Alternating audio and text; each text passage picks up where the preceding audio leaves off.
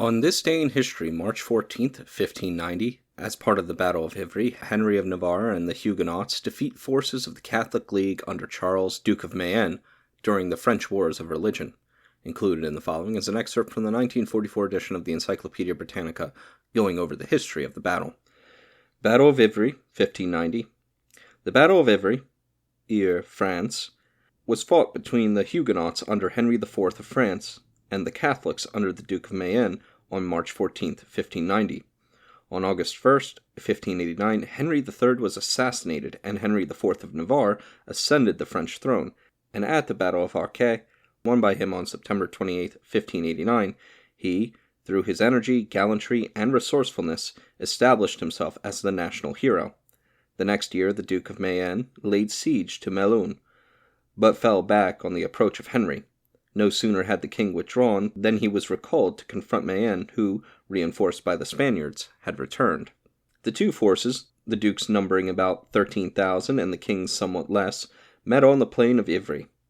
The following brief account of the battle, which took place, will give some idea of the desultory tactics in vogue at this time. Henry first drew up his army, prayed, and then adjusted his helmet, on the crest of which floated 3 white plumes.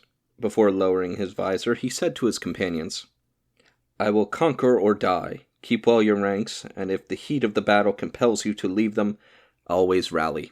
It is one thing to remember in war. This you should do by the 3 pear trees you see yonder on my right. If you lose your banners and your standards, do not, however, lose sight of my white plume, for you will always find it on the road of honor and pointing towards victory."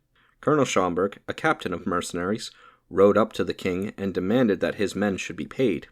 Henry, in a rage, rebuked him, and then throwing his arms about him, kissed him, whereupon Schomberg, with tears in his eyes, replied, "O sire, in giving me back the honor you took from me, you take away my life." The charge was sounded. Je me bats comme un trait, fonce l'ennemi comme un lion furieux, et met les armées à la main. And Schomberg sped forward like an arrow, hurled himself like a furious lion on the enemy, and died, sword in hand.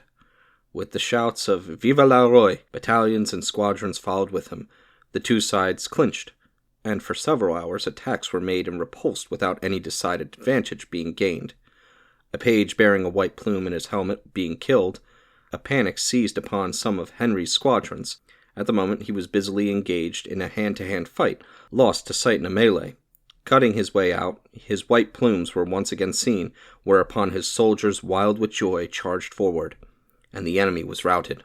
A pursuit to the bridge of Ivry then followed, at which most of the foreign troops in Mayenne's pay were butchered, the French and Swiss alone receiving quarter. The prestige won at Ivry was Henry's true gain and victory.